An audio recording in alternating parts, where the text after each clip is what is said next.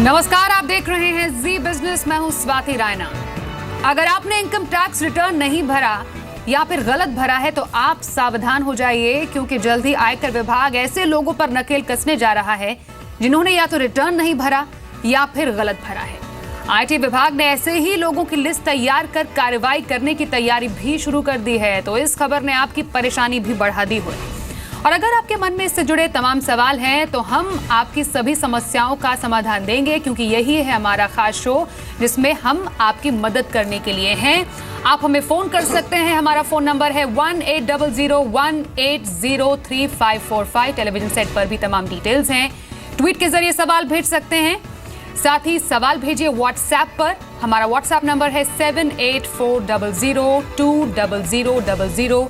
और हमारे वो फेसबुक यूजर जो हमें फेसबुक पर लाइव देख रहे हैं वो अपने सवाल कमेंट बॉक्स में लिखकर भेज सकते हैं। इस वक्त हमारे साथ आपके तमाम सवालों के जवाब देने के लिए टैक्स एक्सपर्ट सुनील गर्ग और हिमांशु कुमार है। आप दोनों का बहुत ही स्वागत है। बहुत जल्द ही ये आप तमाम लोगों के सवालों के जवाब देंगे, लेकिन आखिरकार किन लोगों पर शिकंजा कसने की तैयारी में है इनकम टैक्स विभाग, देखिए इस रिपोर्ट में। क्या आपने अपना आईटी रिटर्न नहीं भरा या फिर आपने रिटर्न गलत फाइल किया? दोनों ही सूरतों में आपको संभलने की जरूरत है, क्योंकि इस बार आयकर विभाग ने ऐसे लोगों पर नकेल कसने की ठान ली है जो टैक्स नहीं भर रहे हैं। आईटी विभाग ने ऐसे लोगों की लिस्ट तैयार की है जिन्होंने मोटा लेन देन तो किया, लेकिन वित्त वर्ष 2014-15 के दौरान रिटर्न नहीं भरा, या फिर गलती से या जानबूझकर रिटर्न फाइल करने में कुछ गलती की। आईटी विभाग के मुताबिक ऐसे लोगों की संख्या 67.54 लाख है। आयकर विभाग की विशेष मॉनिटरिंग सिस्टम यानी एनएफएस की जांच में इसका खुलासा हुआ है।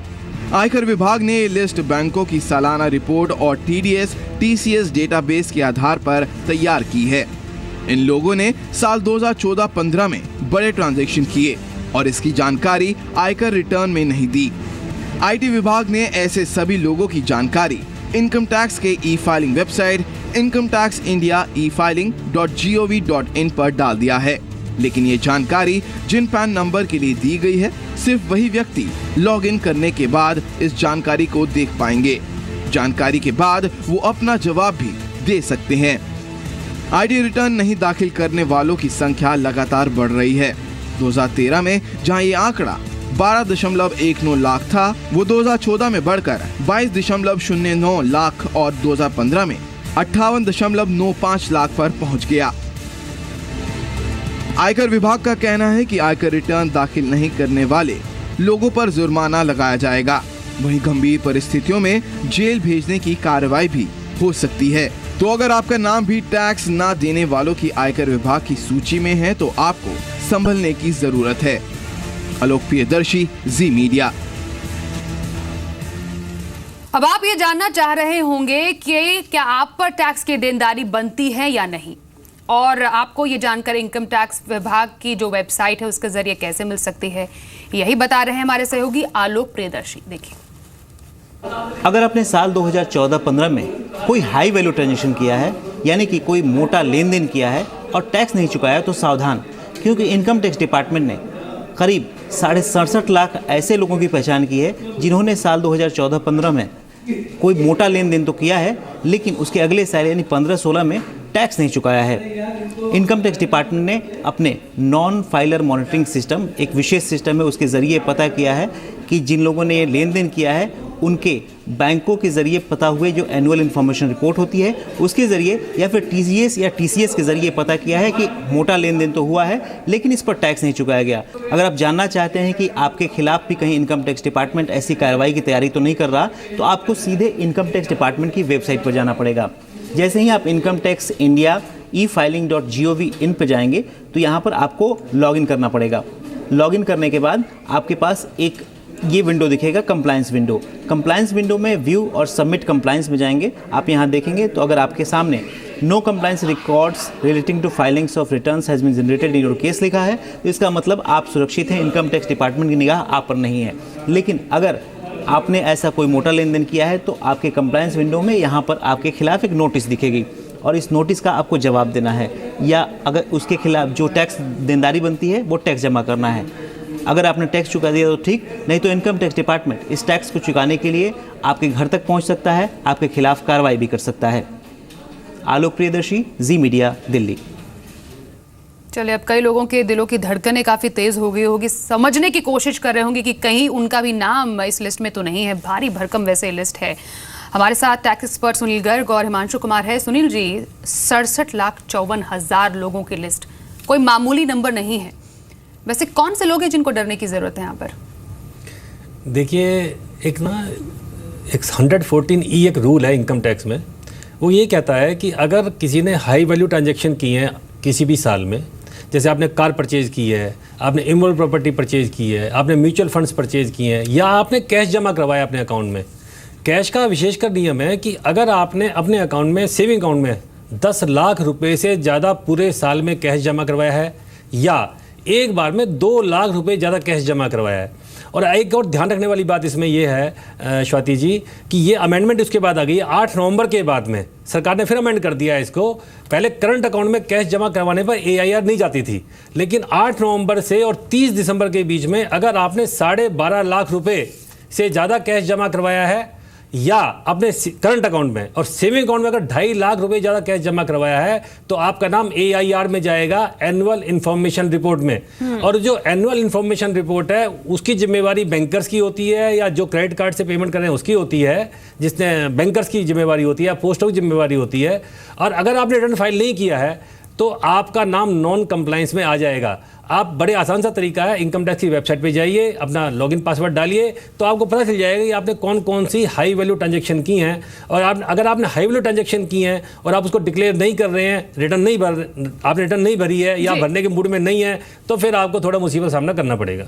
एक तो ये है कि भर नहीं रहे हैं, और दूसरा आपने कहा भरने के मूड में नहीं है, ये तो और भी ज़्यादा डेंजरस बात हो गई। तो हिमांशु, कौन कौन से लेवल पर टैक्स चोरी होते हैं? क्योंकि काफ़ी बड़े डेटाबेस की हम बात कर रहे हैं। एक ब्लैक विंडो कंप्लायंस विंडो खोली थी, उसके बाद अब ये नई लिस्ट सामने आई है। ब्लैक मनी वालों और टैक्स चोरी करने वालों पर तो ये दोहरी मार है। अब इनफैक्ट कमिंग बैक टू जो मैं आपसे शुरुआत में कहा था, ऐसा कौन कौन से लेवल पर जो है वो टैक्स चोरी की गुंजाइश बनती है? देखिए, ये 2 चीज़ें हो गई। एक जो अभी हम बात कर रहे हैं और जो आपका प्रश्न है वो दोनों अलग हैं। पहले जो पीछे वाली बात हुई AIR, मैं उसको थोड़ा सा पहले बताऊं, फिर उस पे इस पॉइंट पे आते हैं। AIR में क्या है कि अलग अलग सिस्टम बनाया गया। जैसे आप प्रॉपर्टी की रजिस्ट्री करते हैं, 10 लाख से ज़्यादा डिपॉजिट करते हैं, क्रेडिट कार्ड में 2 लाख से ज़्यादा पेमेंट करते हैं, IPO में 1 लाख से ज़्यादा का इन्वेस्टमेंट करते हैं, ये अलग अलग बैरिकेटिंग है। अगर ये काम करते हैं तो इसको हाई वॉल्यूम ट्रांजेक्शन कहा जाता है, और AIR में आपका इन्फॉर्मेशन जाता है। AIR क्या है? ऑटोमेटेड सिस्टम है। ये आपके रिटर्न से ऑटो चेक करता है कि क्या आपने रिटर्न फाइल किया है, नहीं किया है। तो अगर आपने इन सब किसी भी तरह का ट्रांजैक्शन किया है तो आप तैयार रहें। अगर आपने रिटर्न फाइल नहीं किया है तो ये तरह की प्रॉब्लम आपको देखने को आ सकती है। रही बात टैक्स चोरी की, देखिए, टैक्स चोरी और टैक्स प्लानिंग दोनों 2 चीज़ें होती हैं। टैक्स प्लानिंग करने के लिए आप बहुत तरह के टूल्स होते हैं जो हम लोग भी यूज़ करते हैं, हर कॉर्पोरेट में यूज़ किया जाता है, वो एक सही रास्ता होता है।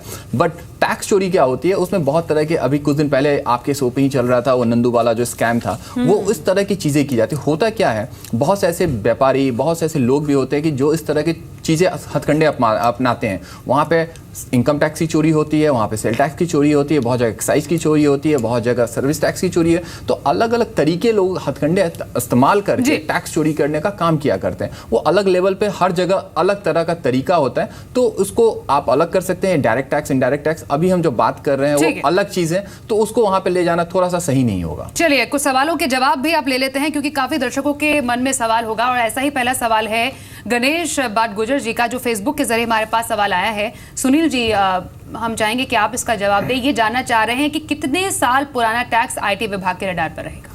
देखिए, दोनों इस सवाल में 2 पार्ट हैं। IT विभाग के रडार पर कितना है और आप कितनी रिटर्न भर सकते हैं, ये दोनों अलग सवाल है। As per the provision of the income tax act, आप ज़्यादा 2 साल की रिटर्न फाइल कर सकते हैं अपनी। सेक्शन 139 ये कहता है कि अगर आपको बिलेटेड रिटर्न भरनी है तो आप 2 साल की रिटर्न भर सकते हैं। यानी अगर आप आज रिटर्न भरना चाहें तो आप 15-16 और 14-15 फाइनेंशियल रिटर्न आप भर सकते हैं। ज़्यादा रडार का सवाल है, मैंने पहले कहा कि जैसे मेरे दोस्त ने ही बताया था, हिमांशु जी ने, कि आपका ये ऑटोमेटिक सिस्टम है। जैसे आप कोई हाई वैल्यू ट्रांजेक्शन करते हैं, उसकी AIR फाइल करनी होती है, AIR आपके पैन नंबर फाइल होगी, और हो सकता है कि पुरानी इन्फॉर्मेशन वहाँ पड़ी हो कंप्लायंस के लिए, आपको पता ही ना हो। इसलिए सब लोगों को क्या करना चाहिए, इनकम टैक्स की वेबसाइट पे जाइए, लॉगिन कीजिए और देखिए उसमें कोई पेंडिंग कंप्लायंस तो नहीं आ रही है। मैं इसमें एक चीज़ जी हिमांशु, मैं एक चीज़ ऐड करना चाहूँगा। जैसे इन्होंने पूछा, अभी मेरे एक क्लाइंट को 2010 का भी नोटिस आया हुआ, इंडिविजुअल क्लाइंट को। तो ये कहना बहुत ही मुश्किल है कि 2014 का आएगा या 2008 का आएगा, ऐसा सच कहना थोड़ा सा प्रॉब्लम है, क्योंकि गवर्नमेंट ना पीछे के भी डेटा को एनालिसिस कर रही है और देख रही है। वो मेरे जो क्लाइंट थे, उन्होंने कुछ टैक्स में हेराफेरी की थी, उनका आया हुआ है। तो ये कहना अब थोड़ा सा बहुत ही आसान नहीं है कि ये 2014 है, 2013 है या 2015 है या 2009, ये कुछ भी हो सकता है। तो आपने अगर कुछ गलत किया है तो आप उसके लिए तैयार रहना पड़ेगा। ठीक है, हमारे साथ एक कॉलर भी है इस वक्त दिल्ली से, विकास जी। विकास जी, पूछिए अपना सवाल। सवाल ये है कि अकाउंट में पहले से ही करीब 2,80,000 था, लेकिन 8 नवंबर के बाद जब से शुरू हुआ तो मैंने 2.5 लाख जमा किए हैं। तो इज दिस एनी प्रॉब्लम?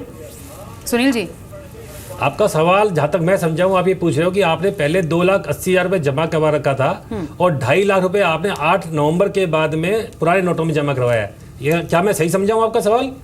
विकास जी, क्या पुराने? बिल्कुल, हाँ, वही देखिए, 8 नवंबर के बाद मैंने 2.5 लाख पुराने जमा करवाए। इसका मतलब हुआ कि आपने 4,30,000 रुपए कैश जमा करवाया इस साल में, ठीक बात है? बिल्कुल। हाँ, तो हो सकता है कि आपका नाम AIR में तो ना आए, क्योंकि 8 नवंबर से पहले नियम दूसरे थे, 10 लाख वाले थे, उसके बाद में आपके नियम में 2.5 लाख वाले हैं। लेकिन आपको सावधान रहना पड़ेगा कि 4,30,000 का सोर्स आपको जरूर ध्यान रखना चाहिए, आपको बना के रखना चाहिए कि आपका 4,30,000 रुपये क्या सोर्स है, आपकी प्रीवियस इनकम से वो मैच होना चाहिए। तो इनफैक्ट काफ़ी ऐसे नियम है जो, क्योंकि कई बार इतने सारा कंफ्यूजन इनफैक्ट 8 नवंबर के बाद हुआ है। हिमांशु, किन बातों का ध्यान रखना चाहिए अब, क्योंकि एक नई लिस्ट सामने आई है, कैसे कैसे अब लोगों के मन में सवाल उठते हैं as far as income tax return is concern? देखिए, इसमें 2 तरह की चीज़ है, जैसे कि सुनील जी ने बताया। एक तो कैश डिपॉजिट वाला जो मामला है, अगर आप कोई भी कैश डिपॉजिट करते हैं, डरने की कोई जरूरत नहीं है। अगर आपके पास सोर्स ऑफ इनकम, जैसे उन्होंने मेंशन किया, अगर वो चीज़ आपके पास है, फिर तो कोई फर्क नहीं पड़ता आपने 4,30,000 किया या 10 लाख किया, तो उसमें आपको डरने की जरूरत नहीं है। और अगर आपके पास ट्रैक है तो कोई भी परेशान होने की जरूरत नहीं है। दिक्कत उनको है जिन्होंने हाई वॉल्यूम ट्रांजैक्शन किए हुए हैं, रिटर्न फाइल भी किया है बट कम किया हुआ है, या रिटर्न फाइल नहीं किया है। उन लोगों के लिए अलार्मिंग टाइम है और इनकम टैक्स डिपार्टमेंट अभी उनको नोटिस सर्व करने वाली है। ऑलरेडी बहुत नोटिस सर्व हो चुके हैं, तो वहाँ पे वो लोग ज़्यादा प्रॉब्लम फेस करेंगे जिनका नाम AIR में आ चुका है और उन्होंने या तो रिटर्न फाइल किया हुआ है, वो गलत है, या कम का फाइल कर रखा है या नहीं फाइल कर रखा है। तो उनके लिए ज़्यादा प्रॉब्लम का टाइम आने वाला है। All right, in fact Sunil ji, क्योंकि यहाँ पर जिन्होंने किया ही नहीं है फाइल और जिन्होंने गलत किया है, क्या ये 2 क्लासिफिकेशंस होनी चाहिए अगर गलती से भी हुआ है?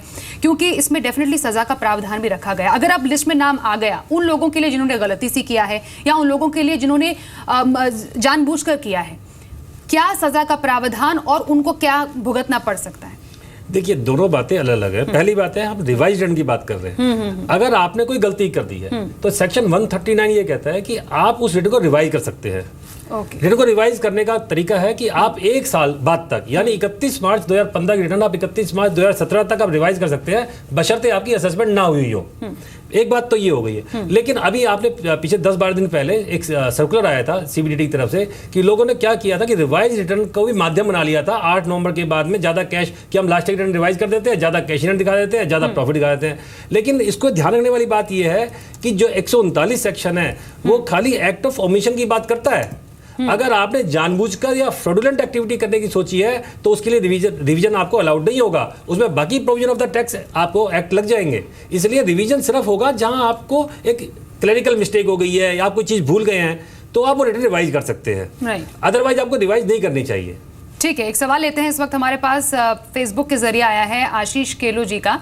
आशीष जी जानना चाह रहे हैं कि मुझे NMS नोटिस भेजा गया, हालांकि मैंने अपने IT रिटर्न डिटेल्स के साथ जवाब भेज दिया और उन्होंने मुझे कहा कि चिंता की बात नहीं है, अब क्या करें? हिमांशु, अगर उन्होंने सबमिशन दे रखा है तो उनको कोई दिक्कत नहीं है। अगर उनका जस्टिफिकेशन सही है तो किसी भी तरह का कोई परेशान होने की मेरे हिसाब से कोई ज़रूरत नहीं है। अगर आपने कोई भी ऐसी एक्टिविटी नहीं की है, कोई हाई वॉल्यूम ट्रांजैक्शन नहीं किया है जो कि आपके डिस्प्ले हो रहा है बट आप बताया नहीं किया था, या किसी भी तरह का कोई भी ऐसी एक्टिविटी जो कि आपने रिटर्न में फाइल नहीं किया हुआ है बट उनके पास इन्फॉर्मेशन, अगर ऐसा कुछ नहीं है तो आपने अगर रिप्लाई कर रखा है तो आपका वो ऑटो सेटलमेंट हो जाएगा। आपको परेशान होने की कहीं भी ज़रूरत नहीं है।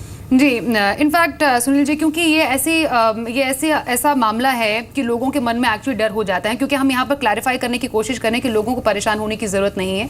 जिनका नाम आता है इस लिस्ट में उन्हीं को परेशान होने की ज़रूरत है। लेकिन फिर भी एक आम आदमी की समझ के लिए अगर मानिए नाम आ जाता है तो उसके बाद कैसे स्टेप्स फॉलो आगे करनी चाहिए? बिल्कुल मत घबराइए। आपका नाम आता भी है तो हमारे पास हज़ारों केस आते हैं जब पे नाम आता है सिर्फ आप देखिए, आप अपने वहाँ पर जाइए, इनकम टैक्स की डिपार्टमेंट की वेबसाइट पे जाइए, अपना लॉगिन पासवर्ड डालिए, वो आपको लिस्ट देते हैं कि आपके अकाउंट में कौन कौन सी हाई वैल्यू ट्रांजैक्शंस हैं। आप उन ट्रांजैक्शंस को एक्सप्लेन कीजिए, कंप्लायंस फाइल कर दीजिए। आपको बिल्कुल घबराने की जरूरत नहीं है। घबराने की जरूरत उसको है जो उसको किसके पास में सोर्स नहीं है। आपके पास अगर सोर्स है, आपकी जेन्युइन ट्रांजैक्शन आपने फॉरेन ट्रैवल किया, फॉर एग्जाम्पल आपने कंपनी की तरफ से किया है, आपका नाम आ रहा है, आपको घबराने की जरूरत नहीं है। आपने प्रॉपर्टी परचेज की है, आपका नाम आ रहा है, बाकायदा आपके पास सोर्स है, आपको बिल्कुल घबराने की जरूरत नहीं है, बिल्कुल भी 1%। घबराने की वाकई जरूरत नहीं है हिमांशु। कई बार ऐसे ट्रांजैक्शन हो जाते हैं जिसमें समझ नहीं आता कि आखिरकार इसको शो करे कि नहीं शो करे। कहाँ पर ऐसे ट्रांजैक्शन में कंफ्यूजन क्रिएट होती है? जनरली क्रेडिट कार्ड के केसेस में ये जनरली प्रॉब्लम देखने को मिलता है कि आप हाई वॉल्यूम ट्रांजैक्शन करते हैं और आप उसको सोचते हैं कि ये पता नहीं चलेगा। होता क्या है कि आप धीरे धीरे ट्रांजैक्शन एक्यूमुलेट होकर वो बड़े अमाउंट में हो जाता है। साथ के साथ आप म्यूचुअल फंड, शेयर्स में इन्वेस्ट करते हैं और जनरली देखा गया है कि शेयर ट्रांजैक्शंस को लोग डिस्क्लोज करना नहीं चाहते। मुझे नहीं समझ में आता उसका रीज़न क्या होता है, बट जैसे आप शेयर ट्रांजैक्शन करते हैं आपकी सारी information automatically income tax department को चली जाती है, चाहे वो लॉस हो या प्रॉफिट हो, आपको डिस्क्लोज करने की जरूरत है। तो ये ऐसे जेनरिक सैलरी क्लास में देखा जाता है कि वो शेयर ट्रांजैक्शंस को कभी डिस्क्लोज नहीं करना। उनका कहना रहता है हमारे लॉस में होने से कोई फर्क नहीं पड़ता, आपको केवल इन्फॉर्मेशन देना होता है। गवर्नमेंट कहीं ये एक्सपेक्ट नहीं कर रही है कि आप उसको उस पर प्रॉफिट पर टैक्स दें। अगर आपका लॉस है, आप केवल लॉस बता दें, गवर्नमेंट इससे ज़्यादा कोई इन्फॉर्मेशन आपसे रिक्वायर्ड नहीं होती। और एक चीज़ और ऐड करना चाहूँगा कि आपको आज के डेट में अगर किसी भी तरह का नोटिस भी आए तो एक बहुत अच्छा चीज़ है कि इनकम टैक्स पोर्टल पे जाके आप खुद भी कंप्लाई कर सकते हैं। आपको किसी भी प्रोफेशनल की जरूरत नहीं है, वहाँ भी कोई भी ऐसा किसी भी तरह का फॉर्म नहीं है। कंप्लायंस में जाएं, वहाँ पे आपको जो भी जस्टिफिकेशन देना है आप इनिशियली दे सकते हैं और सीपीसी इसको जो भी एक्सप्लेनेशन देते हैं उसको एक्सेप्ट करती है। तो आपको पहले घबराने की जरूरत नहीं है। कोई अगर आपको किसी भी तरह का नोटिस आता है और आपको लगता है कि आप रिप्लाई कर सकते हैं, आपको किसी भी प्रोफेशनल के पास जाने की जरूरत नहीं है। आप अपना सिंपल लॉग इन करें इनकम टैक्स की पोर्टल पे, वहां कंप्लायंस में जाएं और रिप्लाई करें। और उसके बाद भी अगर आपको कोई रिप्लाई आता है डिपार्टमेंट की तरफ से, तब आपको किसी प्रोफेशनल या किसी भी तरह की कंसल्टिंग की जरूरत है। उसके पहले आपको घबराने की मेरे हिसाब से कोई जरूरत नहीं है। सुनील जी, क्या इसकी कोई टाइम लिमिट हो सकती है कि जवाब कब तक देना है, वहां से रिप्लाई कब आएगा?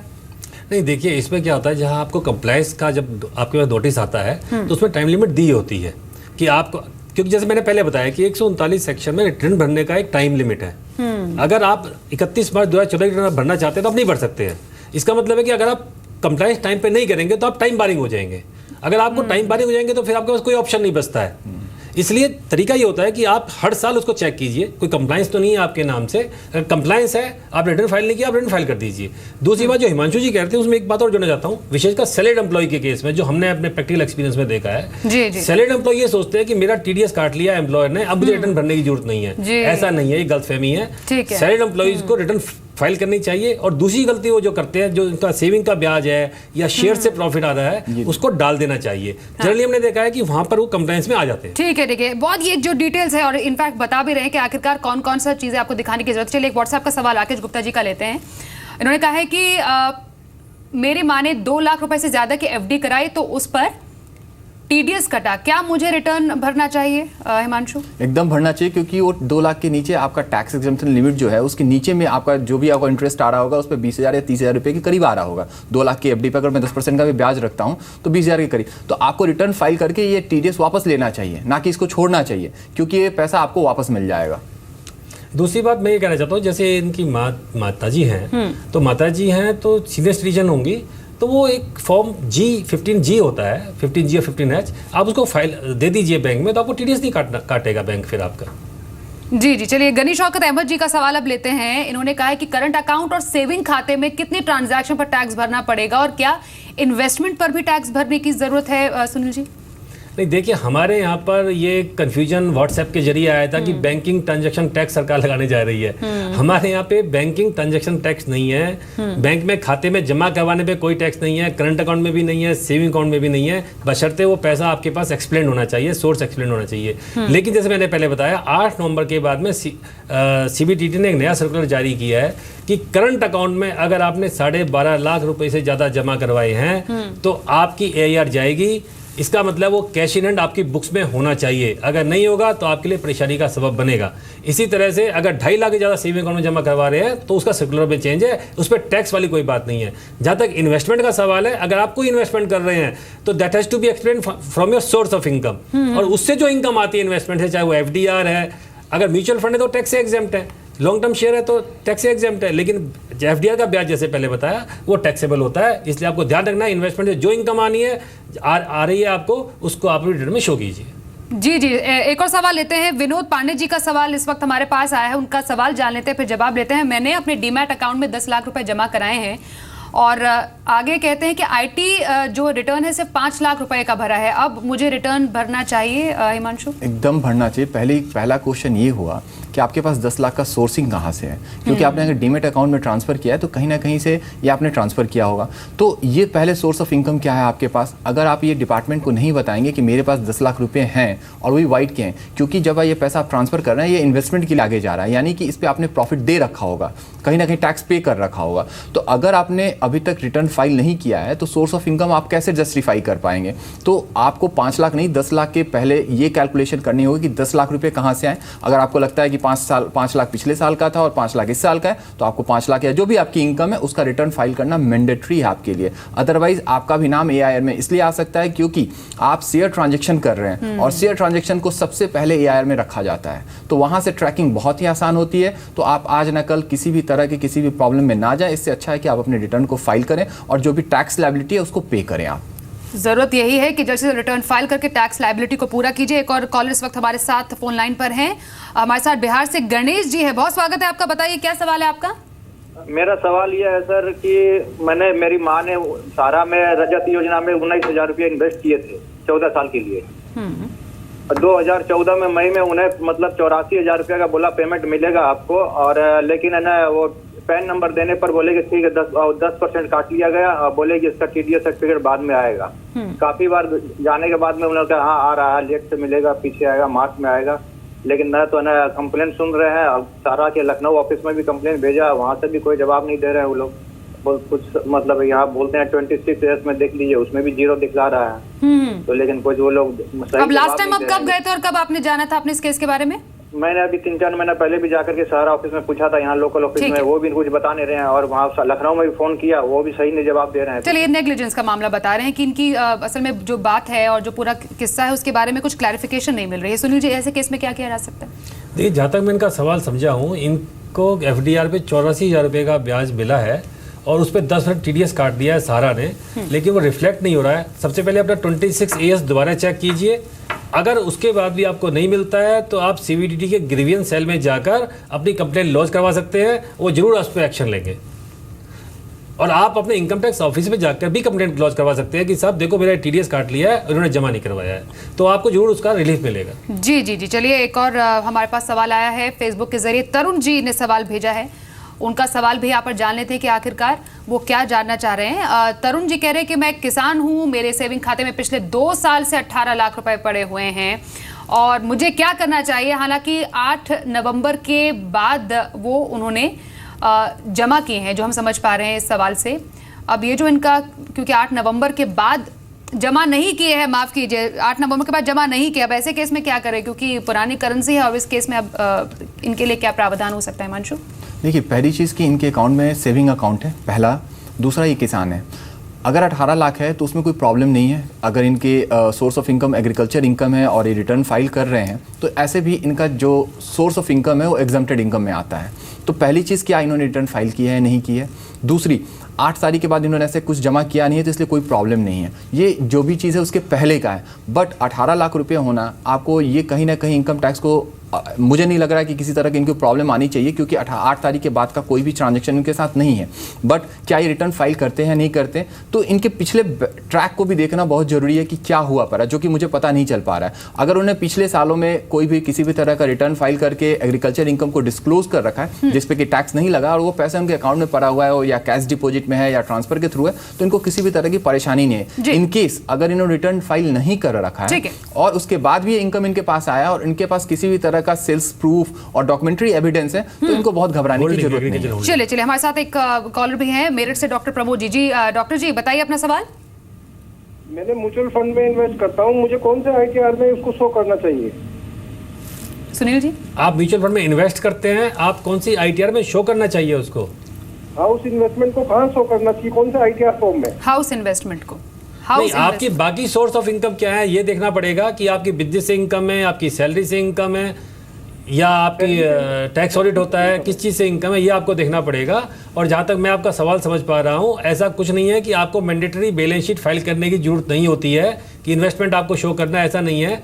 उससे आपको कोई इनकम आ रही है, क्योंकि म्यूचुअल फंड से अगर इनकम इक्विटी फंडिंग से है तो वैसे भी टैक्स से एग्जेम्प्ट होती है, लेकिन आपको एग्जेम्प्टेड इनकम को भी शो करना पड़ता है एग्जेम्प्ट कॉलम में। जहाँ तक ITR फॉर्म का सवाल है, ITR 1, 2, 3, 4, वो आपकी बाकी फैक्टर्स डिपेंड करता है कि आपकी इनकम किस सोर्स से है।